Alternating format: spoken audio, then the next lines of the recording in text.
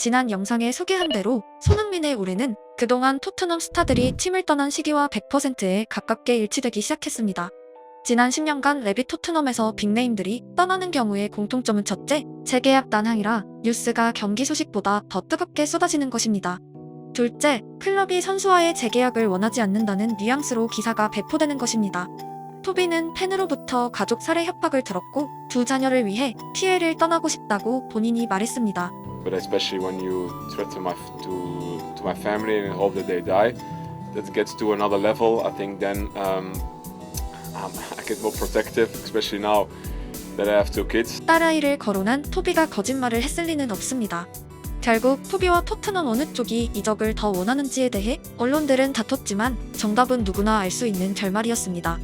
에릭센의 경우는 더욱 시트콤 같은 형태였습니다. 그가 전성기의 기량을 잃었다 혹은 태업을 한다는 이유로 토트넘이 재계약을 원하지 않는다고 보도되었지만 모두가 아시듯 그의 이적 이후 공개된 아마존 프라임의 다큐에서 토트넘 측이 에릭센과의 재계약을 노력하는 모습들이 그대로 보여졌습니다. 선수는 아예 토트넘과 대화조차 나눌 의향이 없었고 이적 욕구는 풀게이지였습니다. 트리피어는 토트넘을 떠나고 시간이 지나서야 북런던 언론과 애비가 싫어서 이적했다고 말했고 카일 워커는 알려진 대로 트로피를 원했습니다. 무사 덴벨레는 높은 주급과 새로운 문화를 원했습니다. 이적을 원하는 선수 혹은 재계약을 원하는 선수가 협상 도중에 자세한 상황을 언론에 말하는 경우는 극소수입니다. 에이전트와 함께 침묵하는 경우가 대다수이므로 언론 입장에선 판타지를 작성하기 좋은 시기입니다. 그리고 이적이나 재계약이 마무리된 이후에야 선수나 에이전트가 그땐 그랬다는 진실을 말하곤 했습니다. 가장 재밌는 현상은 시간이 많이 지난 오늘까지도 채널에선 에릭센은 기량 하락으로 쫓겨났고 토비는 나이가 많아 쫓겨났다는 댓글들이 보인다는 것입니다. 재계약 난항과 관련된 클럽 편의 기사보다 진실을 말하는 선수 측의 기사는 압도적으로 적고 결국 많은 사람들은 중간 내용까진 접했지만 마지막 내용은 모르는 상태로 지나가는 것입니다. 나이가 많거나 기량이 떨어진 선수는 당연히 재계약 협상에서 금전적으로 목소리를 내기 어렵습니다. 스타들의 재계약을 앞두면 우선 구단의 호의적인 언론 대부분이 선수의 미래 가능성을 낮게 말하는 기사가 많은 이유를 각자가 판단하실 수 있을 것입니다. 다시 손흥민의 최근 기사들을 훑어보면 경기 소식보다 재계약 뉴스가 더 많은 횟수로 전해지고 대부분의 언론은 재계약 난항을 말하고 있습니다. 또한 그의 미래 가능성을 오직 나이에 국한하여 낮게 평가하고 있습니다. 다시 한번 진실의 문을 열겠습니다. 푸스코어드의 올 시즌 PL 선수 평점 랭킹에서 손흥민은 5위에 올라 있습니다. 푸스코어드와 풋몹은 사람의 주관적 평점이 아니라 기계식 평점을 갖춘 대표적인 사이트입니다. 작년 통계도 아니고 손흥민의 토트넘 경력을 통틀어 세 번째로 조용한 출발을 보이고 있는 이번 시즌의 평점 랭킹입니다. 손흥민은 여전히 토트넘이 신뢰할 수 있는 선수로 활약하고 있다. 비록 케인이 떠난 후 그의 득점과 어시스트 기록은 한 걸음 후퇴했지만 그의 경기 영향력만큼은 공고하다. 이번 시즌에도 PL 3골 3어시스트를 기록하고 있으며 이 한국 국가 대표 선수의 중요성을 나타낸다. 그는 시즌 85.2%의 패스 성공률을 자랑하고 이는 3위 10개 팀 선수 가운데 3위의 높은 수치이다. 또한 캡틴으로서 그의 역할 또한 잊어선 안 된다. 그동안 손흥민이 쌓은 유산이 아니라 순수하게 올 시즌을 나타내는 결과입니다. 햄스트링 부상으로 어느 시즌보다 결장이 많았던 그의 시즌은 아직 본격적으로 예열되지도 않았습니다. 그동안 손흥민의 패스에 관한 평가는 찾기 힘들었습니다.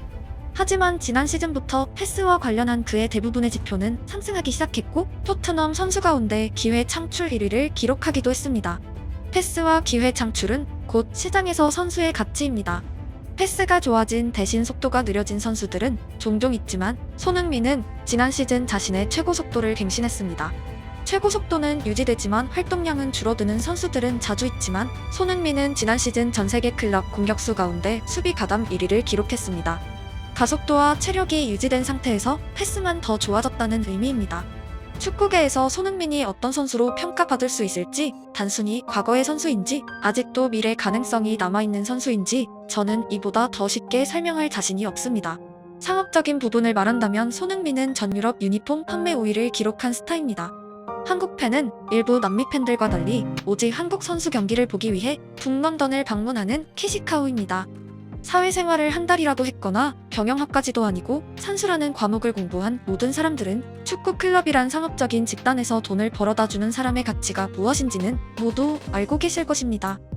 손흥민을 원하는 팀이 없다고 밑도 끝도 없이 말하는 사람들의 인지력이 현실 세계와 얼마나 동떨어져 있는지 알 수 있습니다. 주급 대비 수익이란 측면에서 본다면 금호 타이어와 시리즈 스폰서 2개만 가져와도 손흥민에게 준 주급 이상을 클럽은 이미 벌었습니다. 계산기도 필요 없는 상황에서 고등교육 이상을 받은 구단주가 캐시카우가 필요 없다는 발상을 한다면 재밌는 현상입니다. 손흥민은 시간을 끌면 보스만 룰을 통해 직접 타팀과 협상이 가능하고, 토트넘은 선수를 FA로 이적료도 없이 뺏기지 않기 위해선 이전에 이적을 성사시켜야 합니다. 토트넘의 수석 스카우터였던 브라이언 킹은 여전히 손흥민을 통해 큰 이적료를 받을 수 있다고 주장했습니다. 계약이 1년 남아있던 케인의 민헨 이적료가 1억 파운드였다면 손흥민은 적어도 5천만 파운드라 숫자도 밝혔습니다. 만약 선수가 토트넘을 떠날 결심을 했다면 클럽 입장에선 당연히 FA 이전에 선수를 매각해야 하므로 전 스카우터로서 당연한 발언입니다. 토트넘은 그동안 계약 기간이 6개월에서 1년이 남은 스타 선수들 가운데 한 명을 제외하곤 모두 이적료를 받고 타팀으로 매각했습니다. 이번엔 보스만 룰을 통해 타팀과의 협상이 가능해지는 손흥민에게 초점을 맞춰보겠습니다. 올 겨울인지 내년 겨울인지 보스만룰이 적용되는 시기가 언제인지는 언론마다 말이 다르지만 재계약이 난항이고 마지막까지 토트넘의 모든 제안을 손흥민이 거절하면 가지게 될 특권입니다. 그와 전 유럽 구단과의 접촉은 토트넘으로 이적했던 시기 이후로는 한 번도 없습니다. 항상 계약서에 남은 기간이 충분했고 보스만 룰을 겪은 적이 없기 때문입니다. 참고로 소속팀이 있는 선수가 계약 만료 6개월이 되기 이전에 타팀과 접촉하는 것은 위법입니다. 마지막으로 그의 에이전트가 전 유럽을 대상으로 접촉했던 시기는 레버쿠젠 시기이고, 알려진 대로 손흥정 씨가 리버풀의 초대를 받아 구단에게 프레젠테이션을 듣기도 했습니다. 마지막 선택은 회장이 전용기에 직접 탑승해서 레버쿠젠까지 날아온 토트넘이었습니다. 손흥민이 다시 한번 그때처럼 모든 구단들과의 대화 창구가 열리는 시기에 그들의 선택이 무엇일지 조심스럽게 추측할 수 있는 대목입니다. 레버쿠젠도 그랬고 토트넘도 그랬고 손흥민 측은 가장 절실하게 자신을 원하는 팀을 선택해왔습니다. 양팀 모두 구단 최고 이적료 타이를 지불했고 회장이 직접 움직였으며 팀에 손흥민이 얼마나 필요한 선수인지 알리는 데 집중했습니다. 그렇다면 과연 어느 팀이 그때 레버쿠젠, 토트넘만큼 강력하게 손흥민을 원할까란 이야기로 연결됩니다. 당연히 현재는 알 수 없습니다. 다만 유럽 클럽 입장에선 레비와 이적 협상을 진행하는 게 수월할지 손흥민 측과 직접 대화하는 게 편할지 정답은 알고 있습니다. 허거슨은 레비 회장을 상대하는 것은 치질 수술보다 어렵다는 말을 남겼던 사람입니다. 전 유럽 축구인들에게 레비는 공포의 협상 상대입니다. 지금 손흥민 영입에 나서면 레비와 대화해야 하고 조금만 더 참으면 손흥민을 직접 만나 대화할 수 있습니다. 여러분이라면 누구와 협상하실 것인가요? 손흥민을 원할 만한 팀은 크게 2가지입니다. 첫째, 레프트 윙에 약점이 있는 클럽입니다. 둘째, 한국 시장을 통한 상업적인 이점이 필요한 클럽입니다. 둘 다 해당되는 클럽이라면 당연히 더 적극적일 것입니다. 손흥민 입장에선 타이밍도 중요합니다. 우승이 가능한 빅클럽이지만 의외로 윙어는 약한 시기에 있는 팀이 있고, 다소 작은 클럽이지만 윙어 자원만큼은 곧 세계적인 선수가 될 팀이 있습니다. 예를 들어 민헨과 프랑크푸르트는 비교조차 안 되는 규모이지만 윙어로 한정하면 프랑크푸르트에는 마르무시라는 올 시즌 괴물 같은 활약을 펼치는 선수가 있습니다. 오히려 민헨의 윙어들이 마르무시에 비해선 주전 경쟁에 수월해 보일 정도로 그의 상승세는 뜨겁다 못해 폭발적입니다. 결국 선수가 팀을 선택하는 이유에는 당연히 주전 경쟁이 포함되어 있고 클럽의 이름값이 아니라 어느 선수가 소속되어 있냐는 타이밍이 매우 중요합니다. 분명 손흥민 에이전트도 현 시점 열일을 하고 있을 것이고 구단들의 상황을 모니터링하고 있을 것입니다. 독일 무대의 장점은 손흥민에겐 언어의 장벽이 없다는 것이고 특정 팀에 간다면 우승 경쟁이 쉽다는 부분입니다. 나비가로 눈을 돌리면 비유럽 선수 3인 제한 때문에 더욱 복잡한 계산이 필요합니다. 그 클럽에 이미 비유럽 선수 3인이 다 있다면 중소 클럽이라도 이적은 어렵고 오히려 빅클럽 가운데 티켓에 여유가 있다면 가능성이 생기는 구조입니다. 피해를 이야기하자면 손흥민 입장에서 언어뿐 아니라 경기 템포 등 모든 부분에서 제 집 같은 곳입니다. 다만 우승이 가능한 팀 가운데 레프트 윙어의 약점을 가진 팀이 없다는 것이 현 시점 아쉬운 지점입니다. 결국 타이밍입니다. 그 팀의 주전 윙어가 갑자기 사우디나 라리가로 이적을 선택한다면 곧바로 그 클럽은 즉시 전력을 영입해야 하고 그 시기가 손흥민의 FA와 맞물린다면 하루아침에 손흥민은 그 클럽의 최대 매물이 되는 것입니다. 개인적으로 출전을 가장 원해왔던 손흥민이 벤치에 앉더라도 트로피를 들 수 있는 팀은 배제할 것으로 조심스럽게 생각합니다.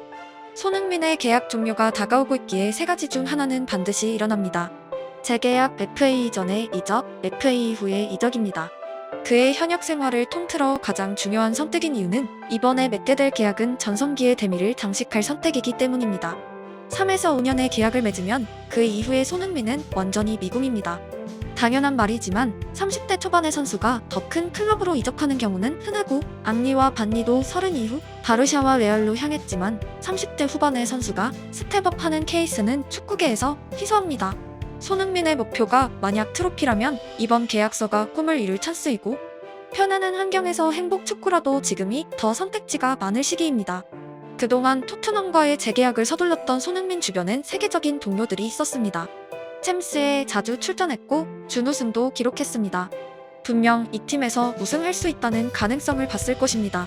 하지만 데스크의 3명 모두가 나간 상태에서 재계약 협상에 돌입할 손흥민은 토트넘 입단 이후 처음입니다. 챔스가 이토록 멀게 느껴지는 것도 처음입니다. 보스만 룰을 앞둔 선수가 재계약을 서두를 이유는 전혀 없고 거듭 말씀드리지만 손흥민 본인의 선택이 우선이고 토트넘의 제안은 그때까진 아무런 의미가 없습니다. 가장 행복한 선택이 무엇일지 결국 그는 발견할 것이고 어떤 선택이든 응원합니다.